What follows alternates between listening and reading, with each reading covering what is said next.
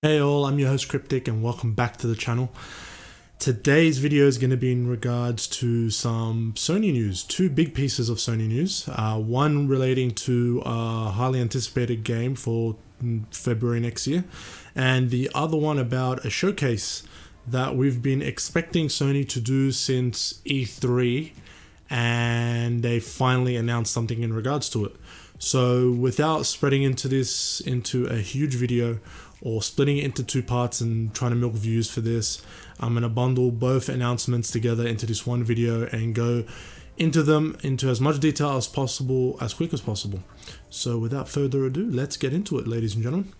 Now, the first thing we're going to get into is Sony's new announcement, the PlayStation Showcase, happening, well, depending in which time zone and which hemisphere you're in.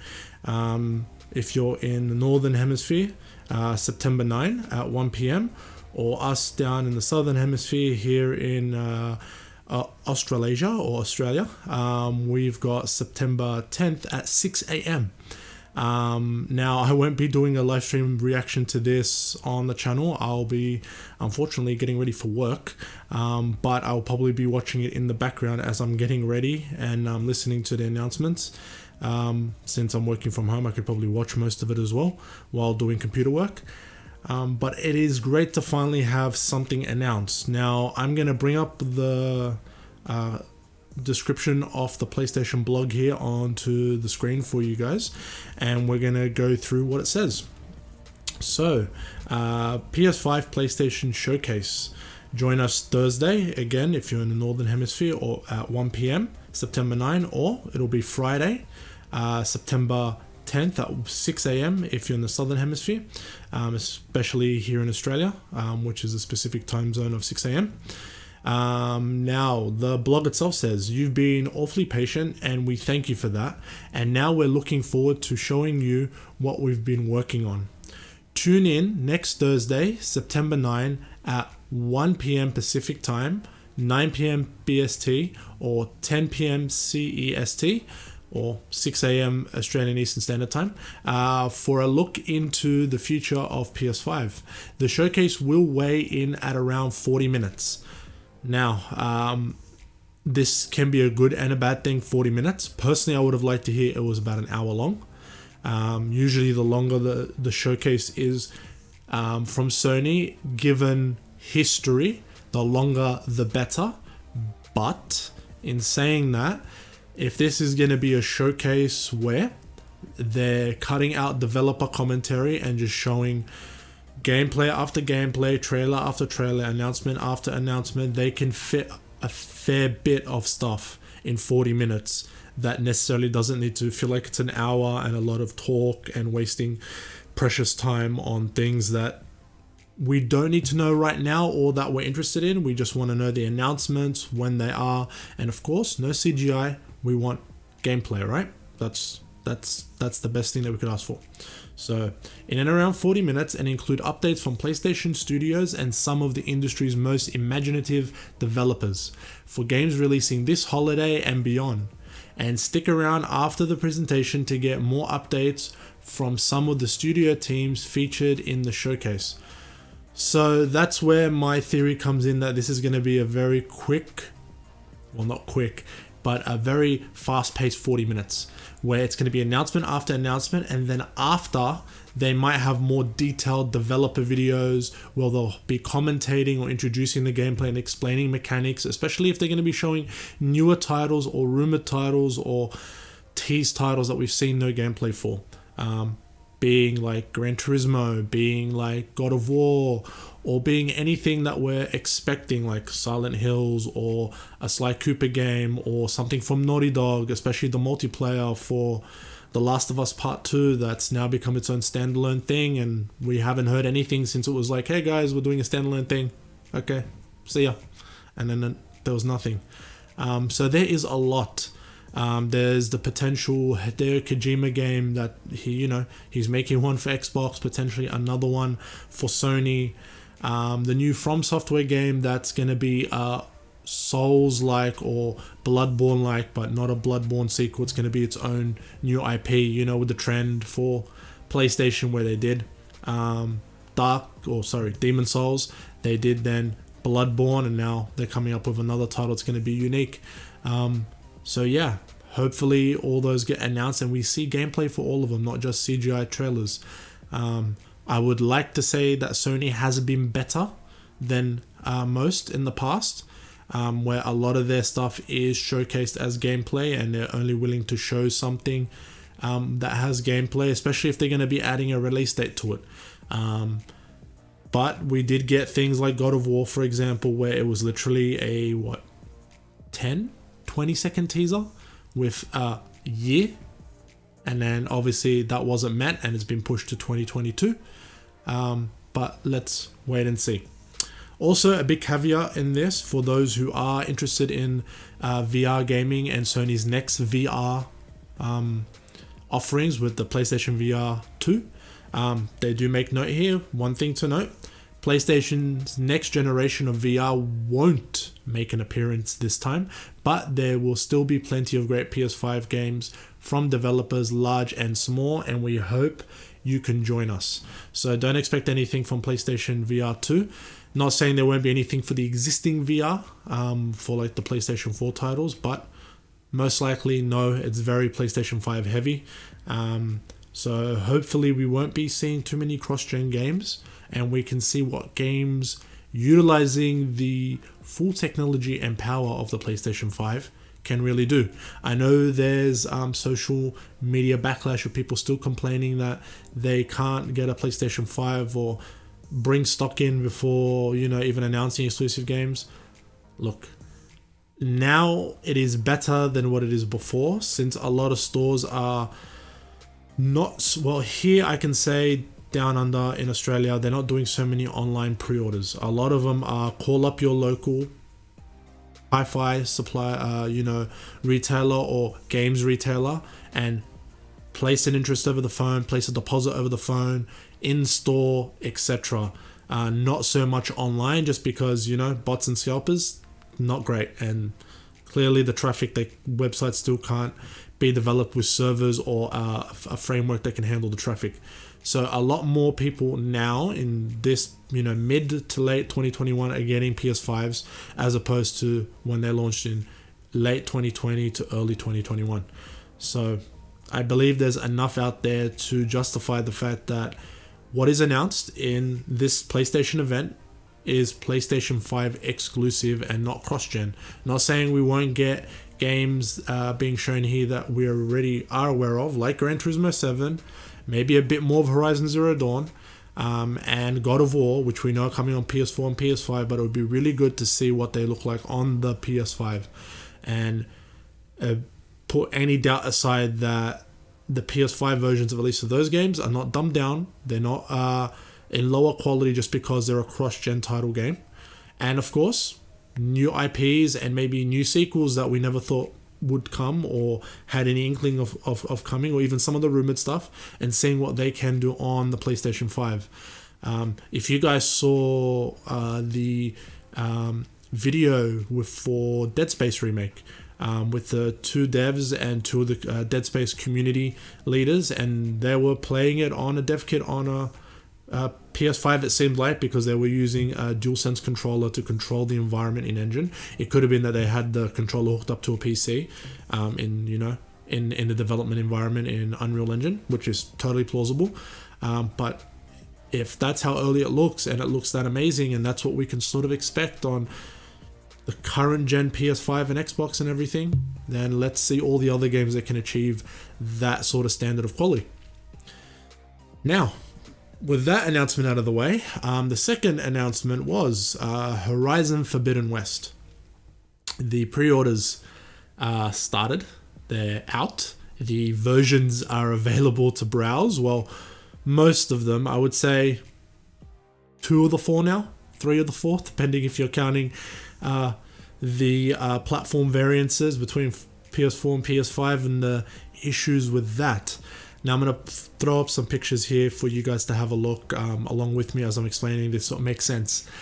So obviously it was announced on Guerrilla's social media, retailers, websites, and Sony's and PlayStation's social media and websites that you can now pre-order Horizon Forbidden West, physical and digital copies. And as we know, it's a cross-gen title, so it's on PlayStation 4 and PlayStation 5. Now, normally you would assume, okay, if you're someone who's been unlucky, you haven't been able to get a PlayStation 5, you can buy the PlayStation 4 version and upgrade to a PlayStation 5 version when you get a PlayStation 5, whether that would be a free upgrade or you pay $10, $15 for the upgrade online and get that download for all the upgraded textures, resolution, features, etc. that come with owning a PlayStation 5. Well, no. Actually, there is no upgrade path between PlayStation 4 and PlayStation 5. If you want the game to be compatible on both PlayStation 4 and PlayStation 5, you need to get the Deluxe Edition. That's right.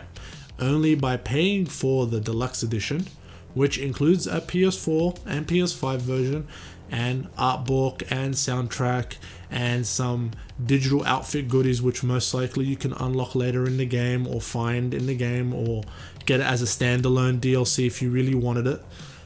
That's the only way. So here in Australia, it's about $139, $140 on the PlayStation Store. Correct me if I'm wrong. But I am going off memory here since I don't have the web page in front of me, which would have been a good idea. But it's about $140 Australian dollars. And what is it? God knows how much it is in US, but yeah, that is expensive. Even the base versions are expensive. Base version, you're looking at $120, $124, something like that.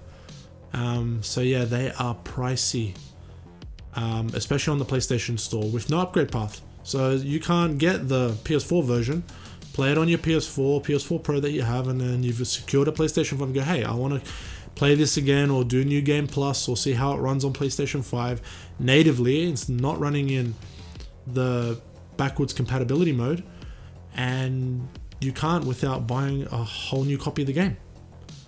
This even applies if you get the physical version. It doesn't matter if you get the digital or the physical. So obviously there's a lot of backlash online from the fan base and customers saying, hey, this isn't cool. Now, they did announce 2 collector's edition versions. The first one just being the regular collector's edition, which comes with the massive statue. Now, that one in Australia retailed at about $299, so I'll round it up, $300 Australian dollars at EB Games. This version is exclusive to EB Games, and it went up 11 a.m. this morning and sold out within about an hour and a half, give or take. That came with obviously the steelbook, and I'll get to the caveat in both versions to this, but I'll just explain what you get first. You got the steelbook, you got the small statue of the main character, you got the of Aloy. How could I forget her name? Wow, that was special right there. You got the statue of Aloy, you got the Tremor Tusk giant statue, and they're pretty cool. I mean, they're sort of to scale in the game. It sneezes, it kills you, right? In size comparison.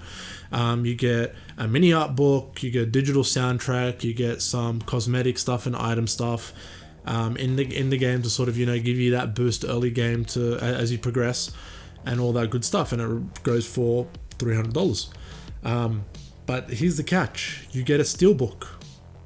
You're like, yeah, and you look carefully in the picture there next to the steelbook cover, which great art there.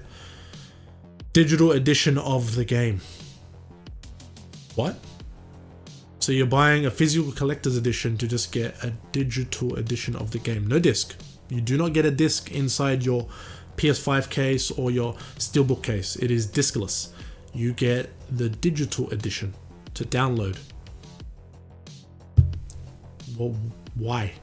Why are we skimping out on the disc? Is this a way that Sony's gone from, hey, lend your game to a friend, trade it in, sell it, keep it forever? Do you remember that big announcement when it was E3 showing off the PlayStation 4 and Xbox? Microsoft were made to look like the bad guy, and now you're getting this physical edition, but you're getting a digital download of Horizon. Now, don't get me wrong here, the digital edition is for the digital deluxe, which gives you the PS4 and PS5 version. So okay, but still, why no disc? Why couldn't the disc automatically be the digital deluxe edition, and that's, you redeem everything? I mean, other developers, other publishers have done that. Why can't we do that here? Why can't we take a PC route where, hey, if you buy this and you have a digital edition of the console, you get the disc and a digital code that links to your disc. I mean, if we can do it on PC, why can't we do it on PlayStation 5? Come on, guys, or PS4. Surely it's not that hard. I mean, we're entering a code to download the game anyway, to redeem the game anyway. Why can't that code be linked to the disc? That's your license key for the disc. Now, I can understand that if someone's redeemed the digital edition, it's no longer valid again towards the if they trade it in or if they sell it, the code's burnt, that's fine, but the disc is still there. That disc is your key, right? Is your physical key to the PS4/PS5 version. Not the case. But there is a second edition, even higher tier, and you think, hey, would a disc come with that? So the Regala edition, which comes with a few more figurines, postcards, canvas map of the game world, etc., etc. Same digital goodies, same statue. Well, not completely the same statue. It's actually an upgraded version of the statue. It's the more one where you've got it's got the mount that you see from the trailer, and the enemy is on it, and they're fighting against Aloy and controlling it. It's got that, which, hey, looks great. More detail, why not? Same thing. Digital edition download of the game for PS4 and 5. No disc. Surely, if this is targeting those who like physical goods, the statues, the figurines, the art book, the steelbook, everything, they want that disc. That's really the whole point. You own your game, right? You can trade it in. What happens? What happens if? And it's a valid point. I know it doesn't happen so much on Sony and PlayStation as much as third-party developers, especially like, for example, like Cyberpunk, right? They came out in a broken state. What if this is a buggy, broken game? What if? How do you get a refund on it since you've already burnt the code? How do you go in and refund what you've purchased because you felt like, you've been let down? Or maybe you just didn't enjoy the game for whatever reason. You went balls to the walls and got this edition or the collector's edition, and you didn't enjoy any more trading, or you played it and you're like, you know what, I got my value out of it, I want to trade it in, because you can do that at EB. You trade it in, I think, in the first 7 days or 14 days, and you get pretty much the value of what you paid for the game, and then you can do that as in-store credit towards any other game you want instead. Because a lot of people who do that, they will buy a game, finish it, trade it in, use that in-store credit, get another game, finish it, trade it in, and just rinse and repeat. And they've only spent that $70 to $100 or whatever it is that the game is worth, and they've played like a dozen games or half a dozen games, right? You can't do that here. So it is a shame. A lot of it seems to be like, just digital packed on goods, albeit for the Focus, the little figurines, the statue of Aloy, and the Regala Trematas statue, and a normal Trematas statue, depending on which edition you get. But there's, no disc. So I think, fanboyism is great, and we always well, not great. You'd think it's great because you're defending the platform or the platform manufacturer that you prefer, because that's your preference, and we have stakes in shares or whatever. But when they're doing actions like this, whoever it may be, Microsoft or Sony, and in this case it is Sony, it really is anti-consumer. It's disappointing. You should have an upgrade option. You paid for the console, you shouldn't have to pay to upgrade to the PS5 version.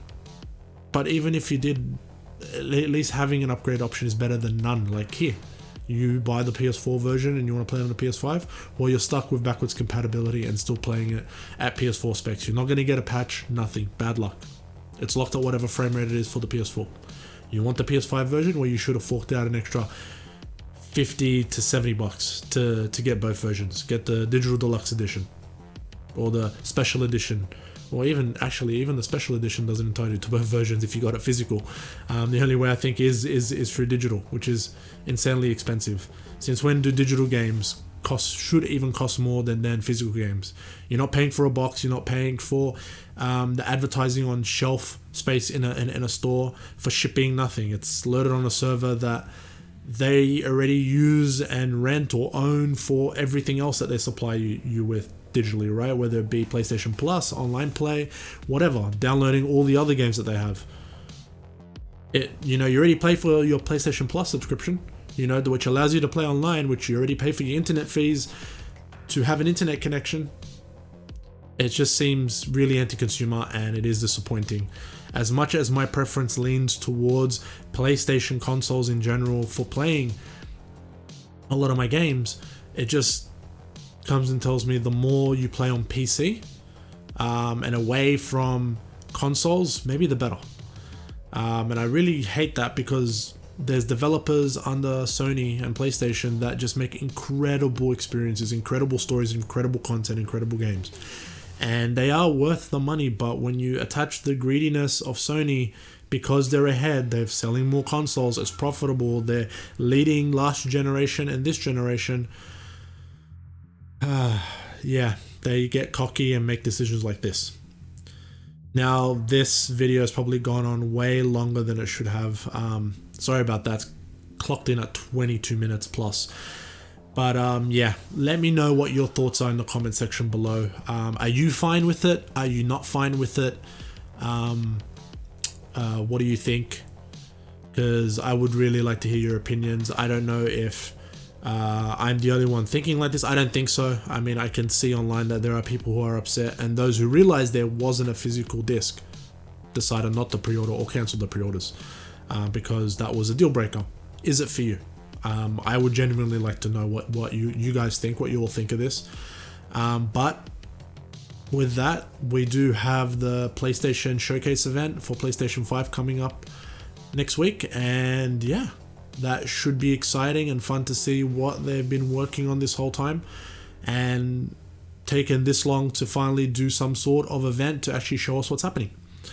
So without making this video any longer than it really needs to be, and having ranted what I needed to rant and vent on, if you found this video entertaining and informative, please hit that thumbs up button.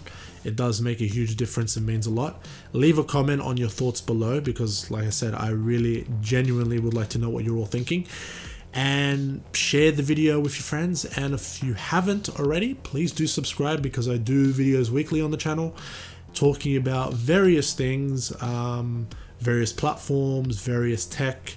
A little bit is Sony heavy just because that's the primary console in which I use, but it also is what a lot of people are interested in, because I do listen to the comments in what people want to watch, so I make those videos.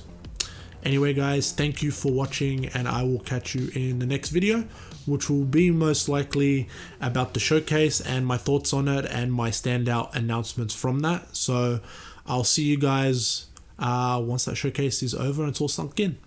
Take care. Bye.